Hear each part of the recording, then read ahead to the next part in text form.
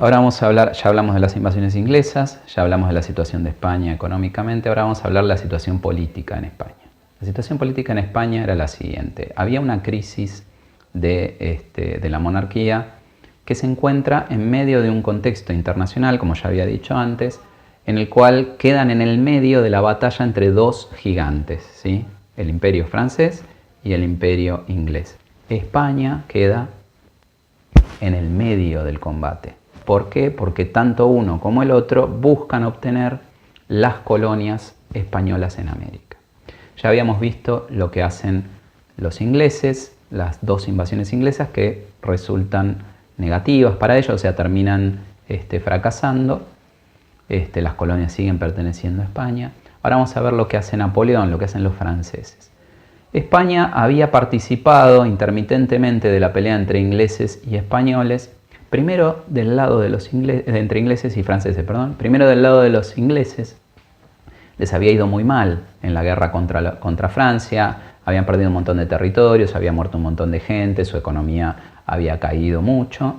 Finalmente, frente a la imposibilidad de continuar la guerra, lo que van a hacer es, van a firmar una paz con Francia, pero a esa paz agréguenle que van a establecer ya directamente un tratado de alianza, o sea, se dan vuelta, ellos pasan de ser aliados de los ingleses y estar en guerra con los franceses a hacer la paz con los franceses y volverse aliados de los franceses, y empezaba a haber una idea de unirse a los franceses en contra de los ingleses. No sé si me explico, cambiaron de bando completamente. Bien, la persona a la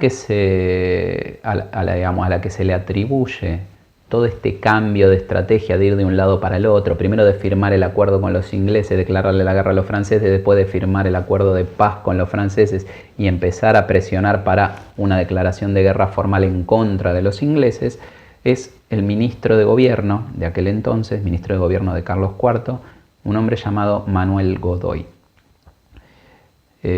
No voy a entrar mucho en la biografía de Godoy, no lo querían mucho a Godoy porque Godoy no provenía de la nobleza, Godoy provenía de la burguesía, con lo cual ya de por sí los nobles no le tenían ningún aprecio y los burgueses tampoco lo querían mucho porque era como uno que había surgido de su seno, pero ahora se había elevado, tenía un cargo altísimo. Imagínense si lo vamos a ver como en el sistema nuestro de hoy en día. Nosotros tenemos el presidente, pero el presidente no habla con la mayoría de los ministros, no toma la mayoría de las decisiones, o sea, él toma las decisiones, pero no es el que las ejecuta, tiene alguien que le va organizando todo, ese es el jefe de gabinete. Bueno, Godoy era algo así como el jefe de gabinete del rey Carlos IV, ¿sí? En ese sentido, era un tipo, después del rey y después del príncipe y de la familia real, era el más poderoso de toda España, Manuel Godoy. Con lo cual esa posición muchos de los burgueses se la envidiaban y otros lo criticaban porque como que estaba agrandado, ya que había conseguido esa posición, ahora despreciaba a los burgueses cuando él había venido de la burguesía. Entonces en ese sentido básicamente Godoy concentraba los odios de todos los españoles, no lo quería nadie, solo evidentemente el rey Carlos IV. A esta situación, que ya había generado mucho malestar en la población, el tema del cambio de bandos y todo esto, que se le atribuían a Godoy, le echaban la culpa a Godoy, esto fuiste vos, generaba, digamos, mucha bronca en contra de Godoy y por extensión en contra de la persona que le daba el poder a Godoy, que era Carlos IV, el rey. Había mucho descontento hacia Carlos IV y ni te cuento hacia Godoy. En medio de todo esto, Carlos IV tenía un hijo ya en edad adulta, el príncipe Fernando. El príncipe Fernando, lejos de ser un hijo ejemplar, había ya intentado al menos 3 veces asesinar a su padre porque tenía un interés excesivo en quedarse él con la corona. Él quería ser rey de España. Bien, en medio de todo esto, decía, se forma la alianza entre los españoles y los franceses. La alianza la firman Godoy y Carlos IV con Napoleón Bonaparte, que era el emperador de Francia. Y hasta ahí todo tranquilo. ¿Qué pasa? Los franceses, o Napoleón, como yo dije, tenía mucho interés en quedarse con el manejo de las colonias españolas en América y empieza a establecer una estrategia que, bajo pretexto de la alianza y de decir necesito pasar por territorio español para pelearme contra Portugal, que es aliado de Inglaterra, o para pelearme con Alemania o lo que fuera, lo que empieza a hacer Napoleón es meter tropas francesas dentro del territorio español. Empieza a llenarse de tropas el territorio español. Y Godoy, que no era sonso, se empieza a dar cuenta que esto puede significar que el día que a Napoleón se levante con el pie izquierdo, ordena una invasión, invade y conquista España, y sonamos todos. Entonces empieza a pensar en alternativas para proteger al rey Carlos IV. Godoy entonces lo que va a hacer es va a copiar el plan que habían ya diseñado y ejecutado los reyes de Portugal, que básicamente habían trasladado toda la corte, es decir, las familias más importantes, además del rey y la familia real, pero las otras familias importantes de la nobleza portuguesa las habían subido a los barcos y se habían ido a la colonia que tenían en América, a lo que es Brasil. Habían fundado el Imperio de Brasil, es decir, habían trasladado todo el sistema de gobierno de Portugal y todos sus personajes importantes, toda su corte, hacia Brasil.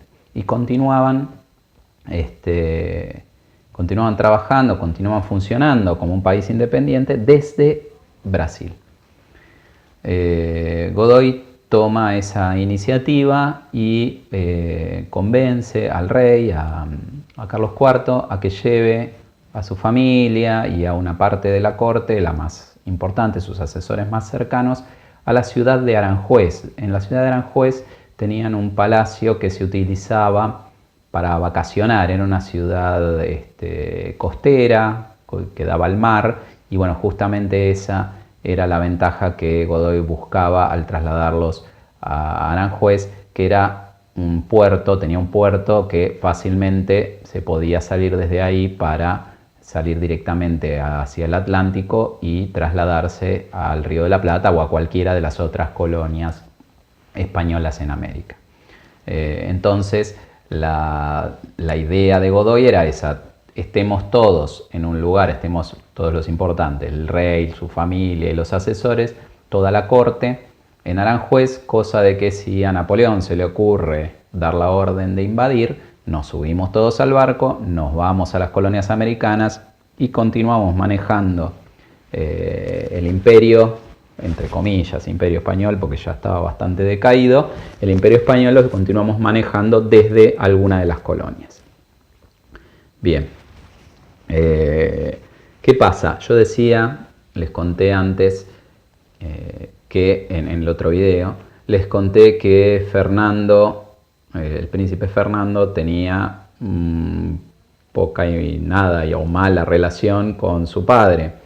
Él tenía mucho interés en quedarse con la corona y había formado un grupo de personas importantes, un grupo de nobles con bastante influencia que lo respaldaban a él. Había formado un grupo, digamos, anti Carlos IV y anti Godoy y pro Fernando. ¿Qué pasa? Era una monarquía, España, y una monarquía absoluta. No era como acá que vos decís, bueno, formamos un partido político porque no me gusta el que está y entonces vamos a elecciones. Dentro de 4 años, cuando vienen las elecciones, votamos a Fernando y listo. No era así, ¿no? Para que Fernando pudiese alcanzar el trono, el padre tenía 2 opciones, digamos. El padre tenía o que morirse o que retirarse, renunciar al trono. Que en realidad los reyes no renuncian al trono. Lo que hacen es, dicen, bueno, yo me retiro, como que me jubilo y le dejo el trono a tal de mis hijos o a tal de mis sobrinos. Acuérdense que todo lo que tiene que ver con la nobleza y la realeza tiene que ver con el parentesco. No importa ni su formación ni ni el apoyo que tengan, sino principalmente que sean hijos de, primo de, para poder lograr ese lugar de manera legítima. Entonces Fernando lo que quería era presionar a su padre de la manera que fuese posible para que le deje la corona a él. Eso se llama abdicar. El rey lo que hace es abdica en favor de. ¿Qué quiere decir? Yo renuncio, pero se lo doy a tal. Entonces, lo que buscaba Fernando era que Carlos IV abdique en favor de Fernando. Se entiende, ¿no? Que él se retire y que lo deje a Fernando como rey. Y se había formado un grupo de gente muy influyente, gente muy importante, que lo acompañaba. Y estaban haciendo política para lograr ese objetivo. Fomentaban el disgusto, cuando sabían que la gente estaba enojada con Godoy, ellos fomentaban ese disgusto, decían sí, qué mal, Godoy y Carlos se tendrían que ir y dejarle el lugar a Fernando, y entonces así iban consiguiendo apoyo.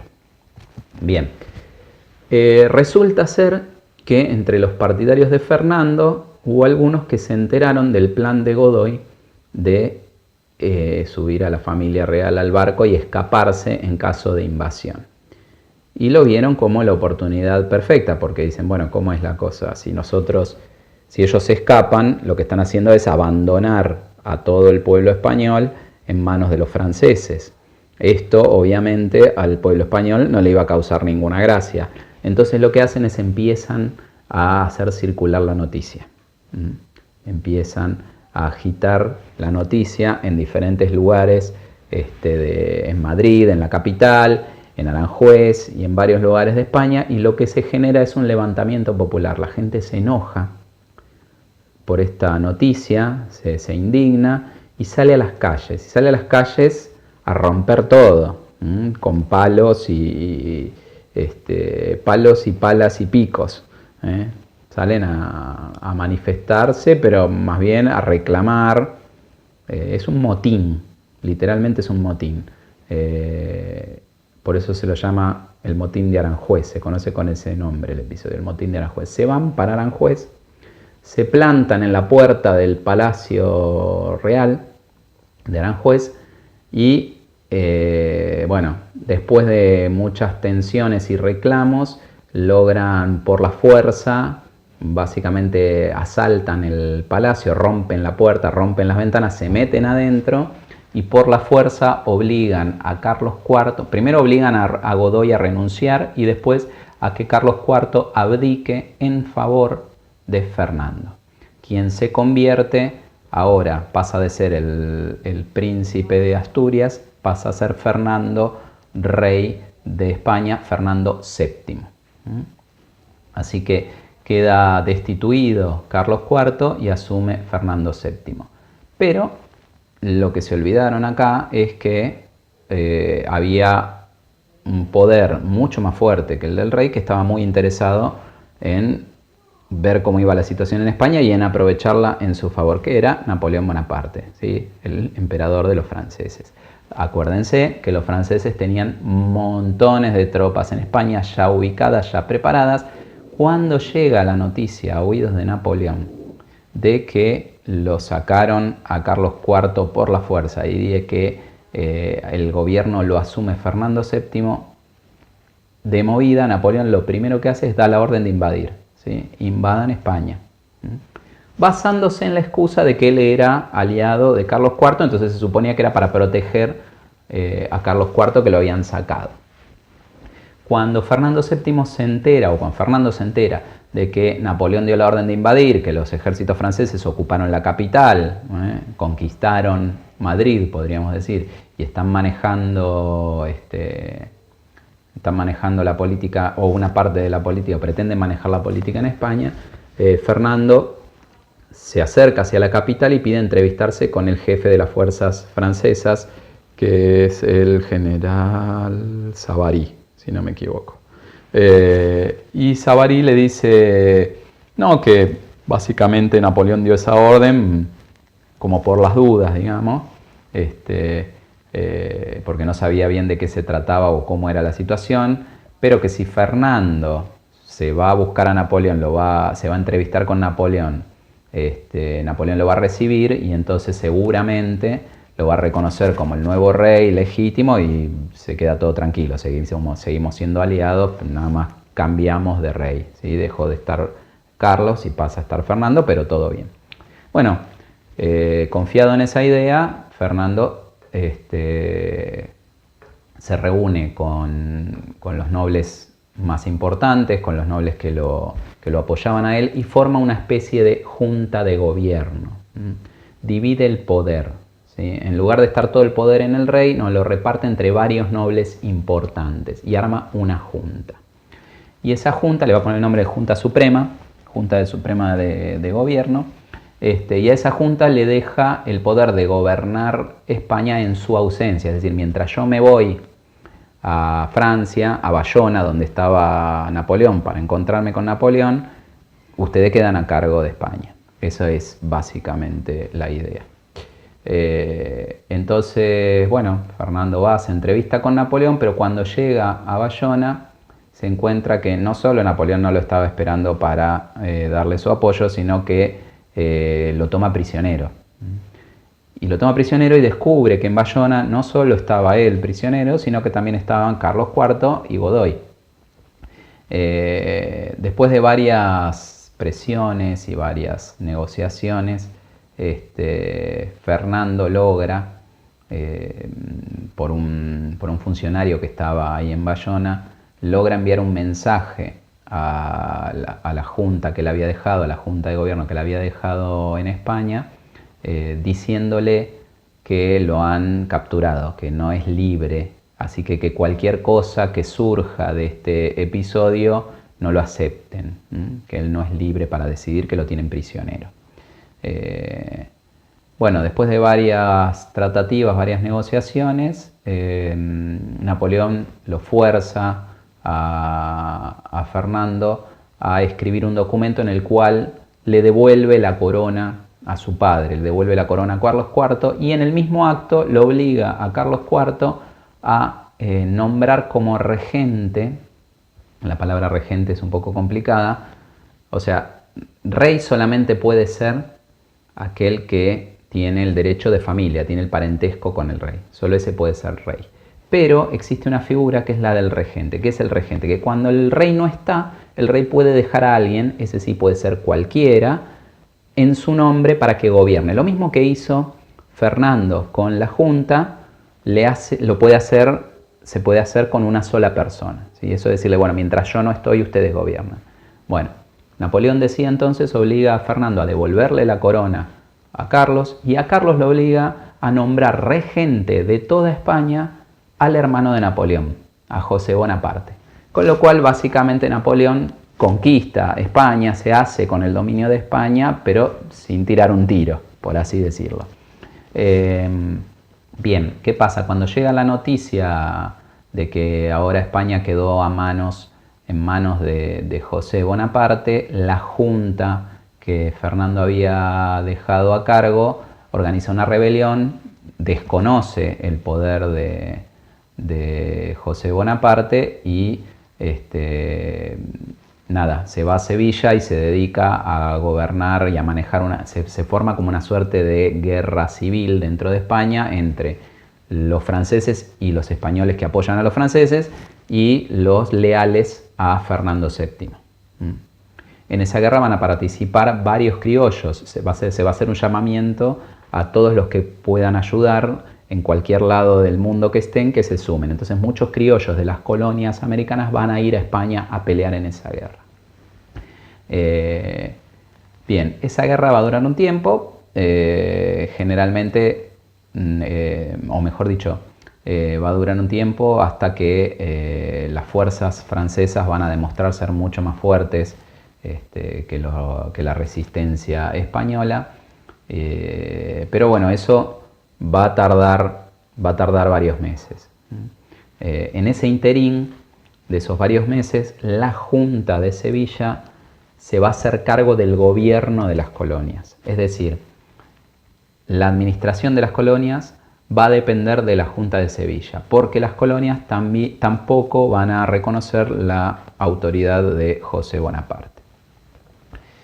Lo que va a hacer esa junta, que para nosotros resulta relevante e importante, es que va a nombrar un nuevo virrey para el Río de la Plata, porque como yo les había contado, Liniers era de familia de origen francés y estaba el temor de que, como la guerra interna de España era contra los franceses, que Liniers se volcase para el lado de Francia, para el lado de José Bonaparte. Entonces desconfiaban de la lealtad de Liniers en ese sentido, entonces lo removieron del cargo de virrey y le mandaron un nuevo virrey. Ese nuevo virrey, bien español él, era Baltasar Hidalgo de Cisneros, que va a ser el último virrey del Río de la Plata. Bien. Cisneros va a tomar una serie de medidas impopulares que ahora no las voy a enumerar, pero básicamente tienen mucho que ver con el castigo a los criollos que se hubiesen rebelado, con una diferencia muy clara en el trato que se le da a españoles que venían de España contra el trato que se le da a los criollos, que va a generar rápidamente la olla de presión que ya estaba a punto de estallar en las colonias del Río de la Plata, cada vez va a estar más a presión y más a punto de estallar. Cada acción que toma Cisneros va a servir para alimentar más ese fuego. Hasta que finalmente, en 1810, en enero, los soldados franceses vencen en batalla, le ganan a las fuerzas rebeldes españolas y disuelven la Junta de Sevilla, disuelven la Junta Suprema de España. Cuando llega la noticia de que la Junta de España ha caído, cuando llega la noticia a Buenos Aires, Cisneros, sabiendo que los criollos iban a aprovechar ese argumento de que ya no existía más el gobierno español en España para reclamarle al virrey que renuncie y darse un propio gobierno, sabiendo que eso iba a suceder, intenta por todos los medios ocultar esa noticia, que no se enteren los criollos. Pero, como yo decía, había muchos criollos que habían participado de los combates y tenían muchos contactos. Esto llega a manos de Mariano Moreno, la noticia, y Mariano Moreno tenía una imprenta, nada más ni nada menos, así que imagínense que Mariano Moreno, en cuanto supo la noticia, la imprimió en letras de molde y sacó 800 millones de copias y las repartió por todos lados. Con lo cual, los revolucionarios que ya se venían organizando y ya se venían reuniendo con esta idea, encontraron el momento justo para llevar adelante sus planes. Organizan la revolución sucede en 3 o 4 días dentro de la misma semana. Lo primero que van a hacer es se reúnen a la noche y van a buscar, armados por supuesto, van a la casa del virrey y le reclaman la renuncia y le reclaman que convoque a un cabildo abierto para organizar una nueva forma de gobierno, una junta de gobierno. Cisneros, ante la presión, cede y dice que sí, que está bien, que él va a renunciar al cargo, y organiza él, así medio entre gallos y medianoche, con algunas autoridades del cabildo, sin abrir el cabildo, sino solamente como una reunión interna, organiza una junta de gobierno de la cual se nombra a sí mismo presidente, es decir, deja de ser virrey y ahora pasa a ser el presidente del gobierno. Cuando los criollos se enteran de esto, se pudre todo, imagínense, dice, nos está queriendo engañar, así que nada, vuelven otra vez las protestas y los reclamos, y el 25 de mayo se reúne el pueblo en la plaza frente al cabildo de la ciudad y se convoca el cabildo abierto. En ese cabildo abierto se van a discutir todos estos temas y la continuidad del gobierno o no, y la mayoría de los criollos van a reclamar obviamente que Cisneros no solo renuncie, sino que además el nuevo gobierno que se forme no esté conformado, no esté Cisneros de ningún lado. Con la ayuda de un grupo llamado la Legión Infernal, comandado por French y Beruti, que van a irrumpir en un momento determinado, cuando veían que la sesión del cabildo se alargaba y no había resultados, se meten de prepo adentro del cabildo y presionan para que se tomen las decisiones y se forme una junta de gobierno. Ahí es que se forma la primera junta, donde bueno, podemos considerar que si bien no hay una independencia del Río de la Plata con respecto de España, lo que sí hay es el inicio de un camino de revolución donde el nuevo gobierno es un gobierno integrado por criollos y elegido por los criollos, que va a trabajar en función de los intereses de los criollos. Se sacan de encima toda la estructura de gobierno de los funcionarios españoles. Esto es la Revolución de Mayo. ¿Sí? Bien, hasta ahí con este tema.